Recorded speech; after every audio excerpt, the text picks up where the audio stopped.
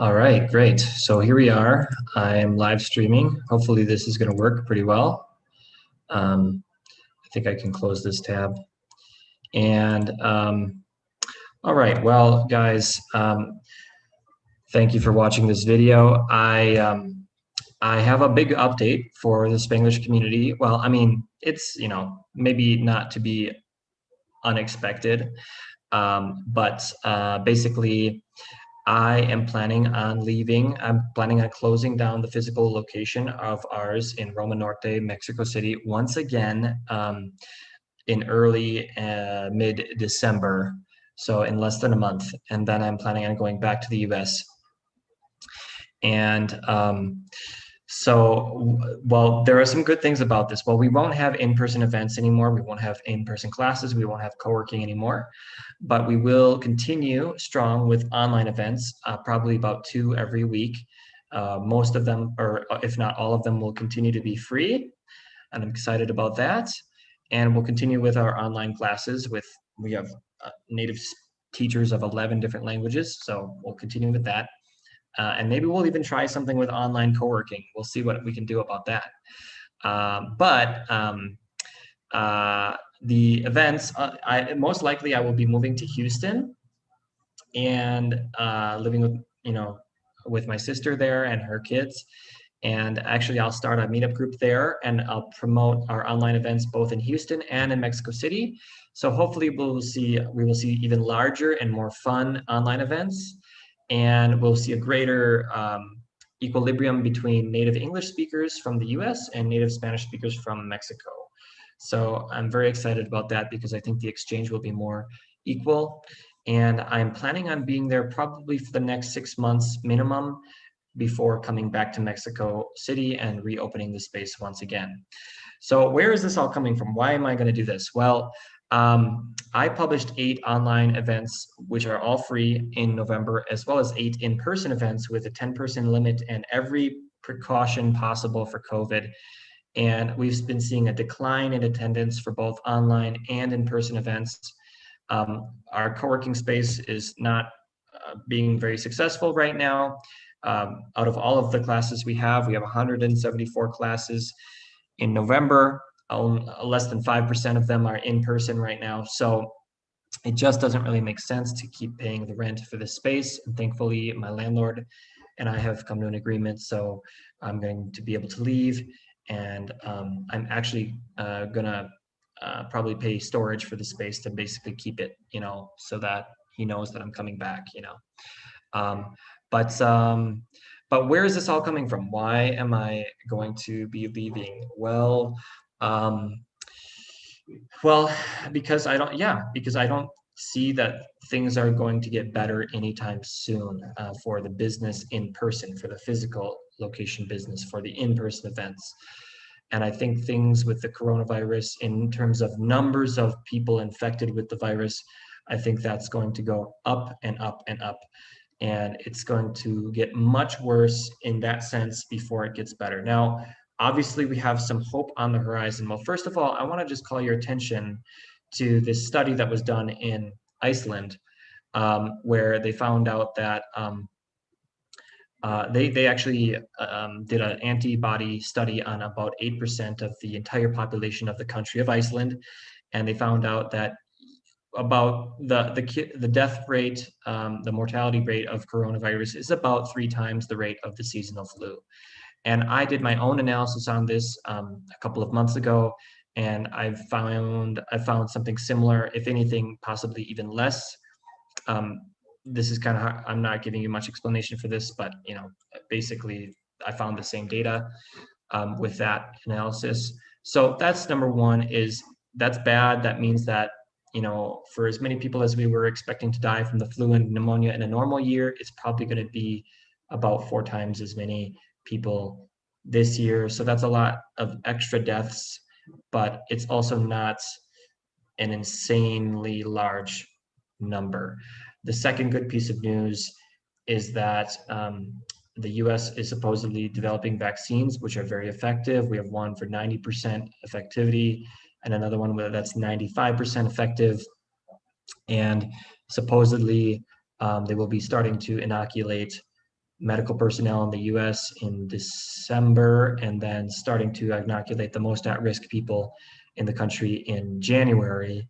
And regardless of where things are going, the trend of the virus, that will obviously reduce the death rate if the vaccine is that effective and the people who are most at risk are being inoculated, then the death rate should plummet very quickly, hopefully within the first 4 months, 3 or 4 months of the new year. And so hopefully things can start to return to normal in the US around March or April. Hopefully we'll start to turn a corner, maybe even 6 months, maybe longer. Eventually they'll inoculate the rest of the population, or people who aren't at risk. I don't think they're going to inoculate the whole country. And obviously this patents for these vaccines will be made available in other countries, but some countries don't have the same production and distribution capacities. So it might take longer. And this is something I'm doing research on now. So if anybody has any insight on it, it'd be great to know. What do you think? How long is it going to take for Mexico to be able to distribute the vaccine, whether it's producing it itself or if it's coming from other countries when in reference to production and distribution. So so far, I've heard theories that might take as long as till the end of 2021. It's going to take longer, almost certainly longer than it will in the US. So I just think that we should plan ahead for that. So that's a very, very important factor just to be aware of, as I'm going to share a lot of data with you guys in this video. So let's see what we can find out about how long is it going to take the vaccine to hit Mexico in full effect. But if it takes a long time, then I think we're in for a long haul. It's going to get much, much worse before it gets better. Why do I think that? Well, number one, let's take a look at the Spanish flu. The Spanish flu there was no vaccine, as far as I know, for the Spanish flu. So they had to reach herd immunity, and herd immunity was 1/3 of the world population. That's massive. And so if we don't have a vaccine to curb the virus, well, the vaccine will provide some herd immunity. Basically, in order to get over coronavirus, we need 1/3 of the population of the planet. Now, every disease is different, and every disease is going to have a different herd immunity. But if it happens to be the same as Spanish flu, we need 1/3 of the world population to either be infected with the virus naturally or with the vaccine to develop the antibodies. And we still don't have vaccine being used widespread. So then we have to ask ourselves, how many people are infected right now? Well, here we have the population of the USA. There's pretty good data for the USA, I believe. And we have a population of 328 million. And according to official data, 11.4 million people have already been infected by the virus. So if we do the math on that, that's 11.4 divided by 328. That's about 3.47, 3.5% of the US population has already been infected by coronavirus, according to official statistics. But if we go back to the study from Iceland, what they discovered was that 43% of the participants, this was an antibody test. They did an antibody test, and they found out 43% of the participants who tested positive for antibodies reported having had no symptoms. Okay, so what that means is that for about every 10 people who knew they got coronavirus, there were about 8 people who never knew that they got coronavirus, never had symptoms, perhaps never quarantined, and they were positive, so they had it. So if you do the math on that, if we assume that this is all just people who knew they had it and not anybody who, didn't, wasn't sure about it, then 11.4, we have to divide that by 0.44. No, I'm sorry, is it, we have to take 11.4, well, it's going to be about Yeah, divided by 0.44. So we might, yes, right. This is the correct number. Okay, so we should have about actually 25.9 million people should already have it, and if we divide that again by 300 and what was the U.S. population, 328, then that means that this should be the, if according to this logic, perhaps we have around 7.9% of the U.S. population has already gotten coronavirus. But if we want to get to herd immunity, we need 1/3 of the population to get it, right? So then we have to do 0.333 divided by this number. That didn't work.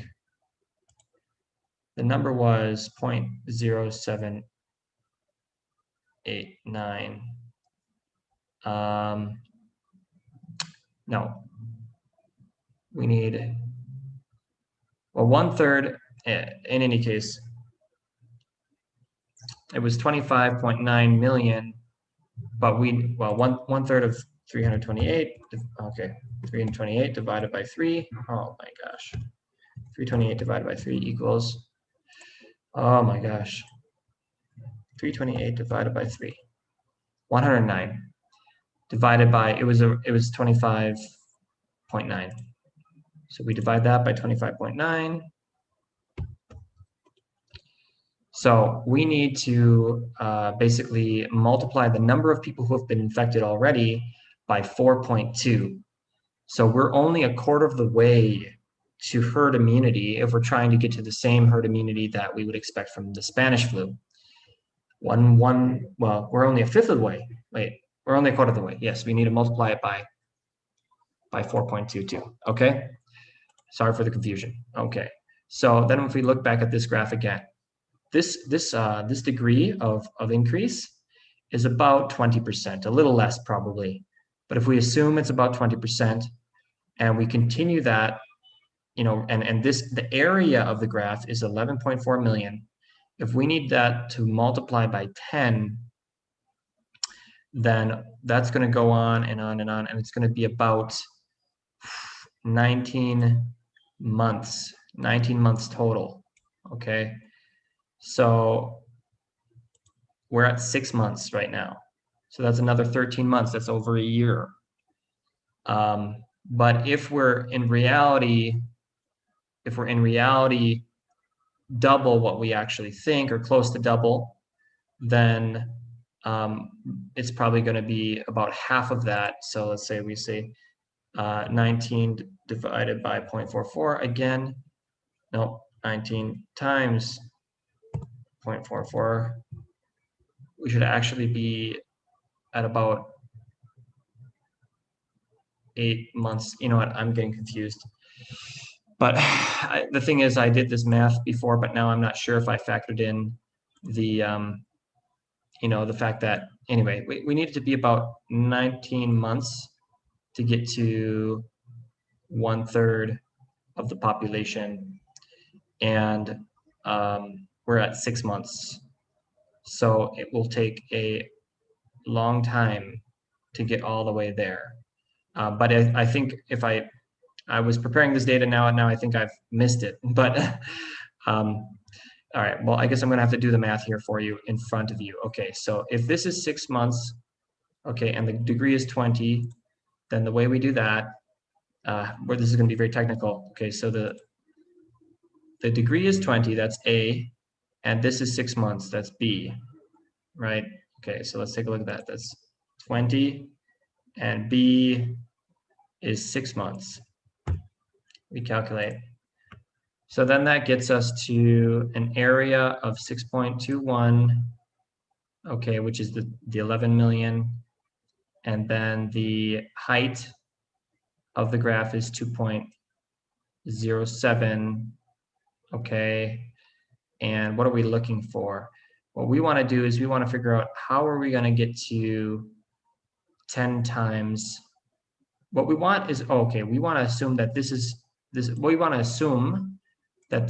not 11.4, but 25 million. Okay, so let's assume that the area is 25 million, and we need to get to the number was 4 times, right? It was, we need to get to 4, oh, where did it go?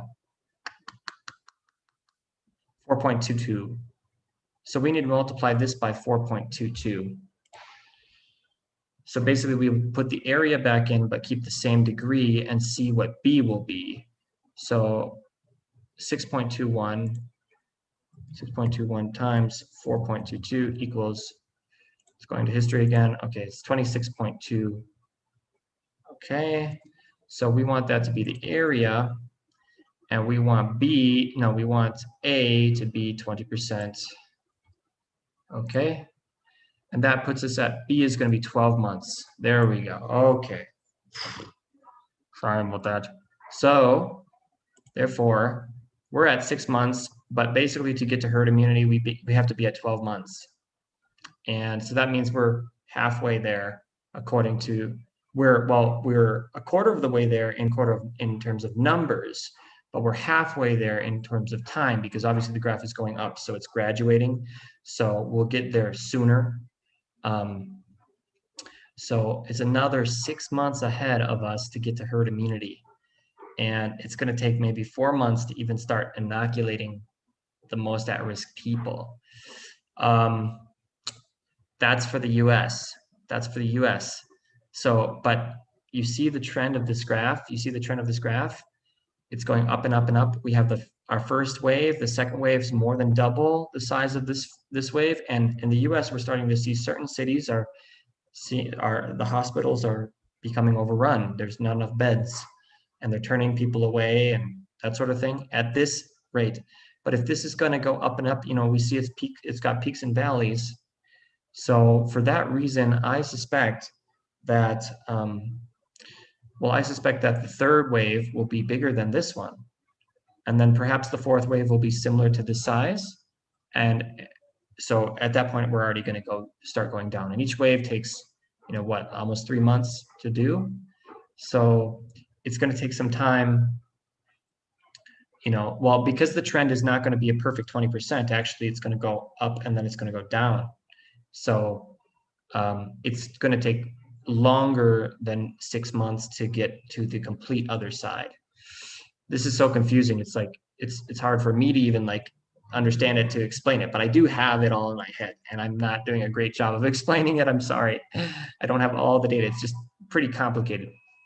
So it actually should, because the rate will degrade, it's not going to always be 20%. It's going to degrade, and then eventually it's going to go down. That means that in order to get the same volume of graph, the same volume of cases to achieve a third of the country, it will take longer than 6 months from this moment.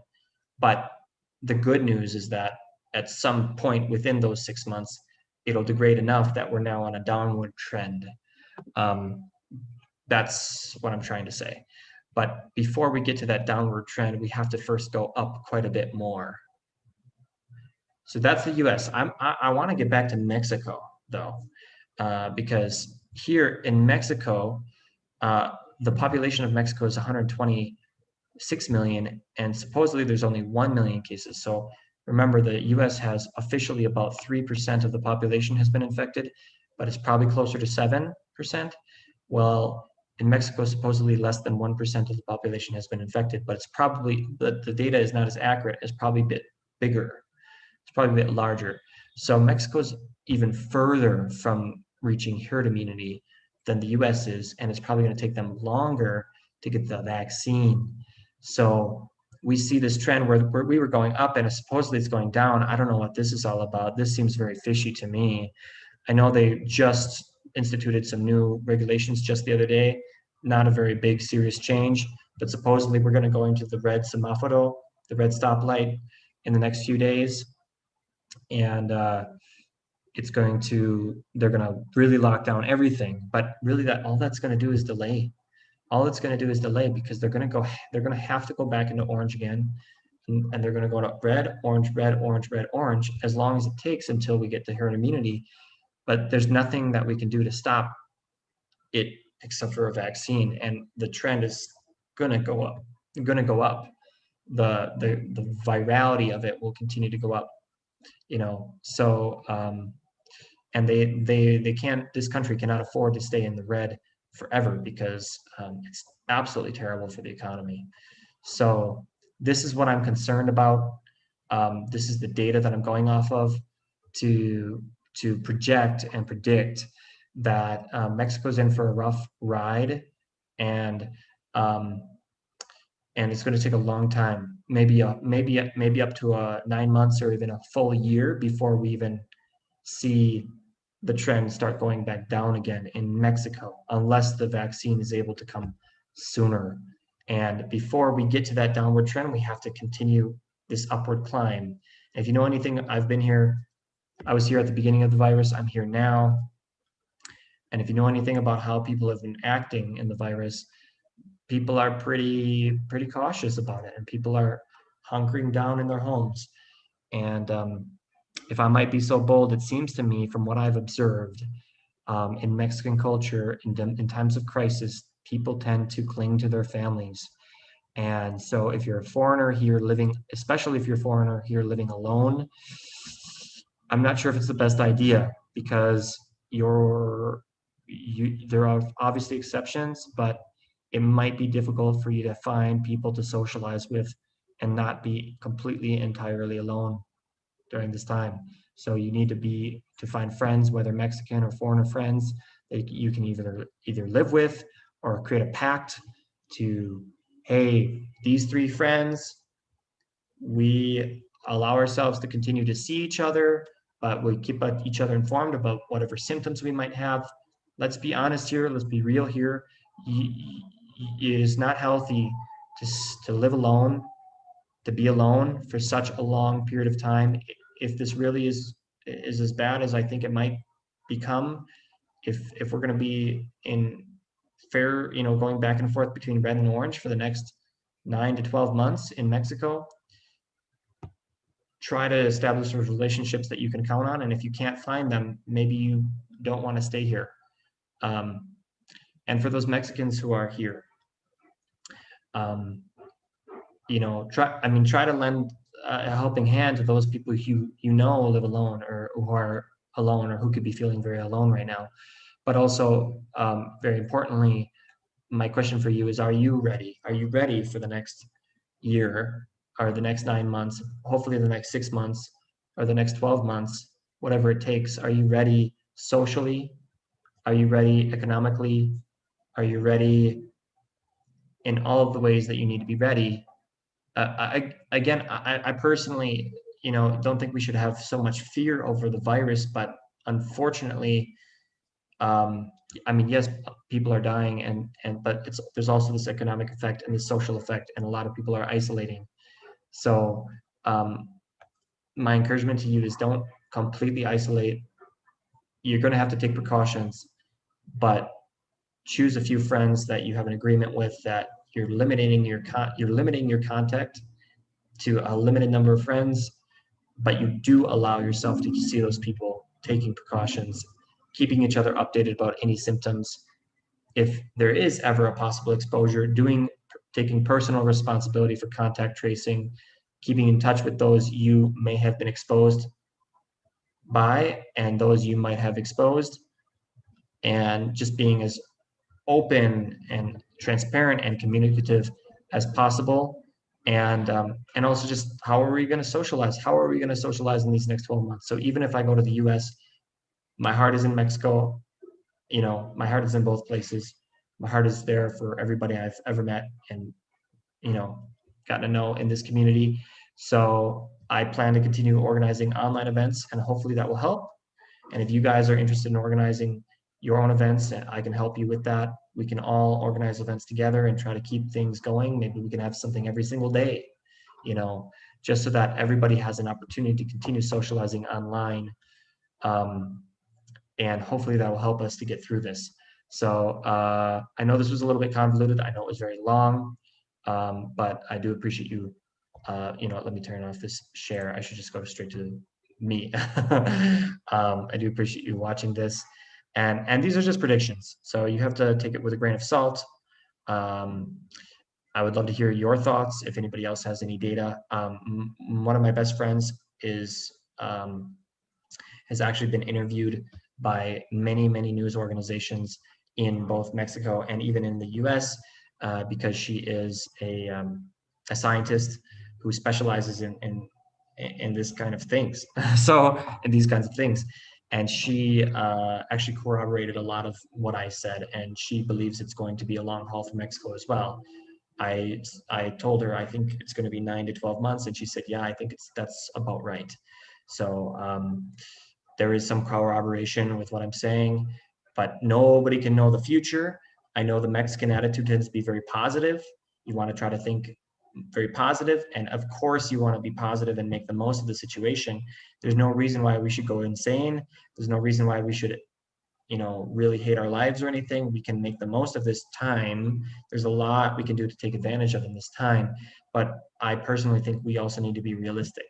Don't just kick the can down the road and hope that it's going to get better in January, but make plans for what am I going to do if it's exactly like it is now, 9 months from now, or even if it's not just maintaining this situation we're in presently, but what if it actually starts to get worse? What if it continues to get worse, I should say, before it gets better? What are your plans in that case? Again, economically, that's very important. How are you going to make it economically? What do you have to plan for? What do you have to save? But also socially, are you going to completely isolate for the next 9 months, or are you going to find ways to socialize and just enough so that you don't go insane, but also not just thinking about yourself, but the people around you as well who might be having a hard time, or just normal people. We all need each other, through this. So try not to isolate. Don't isolate.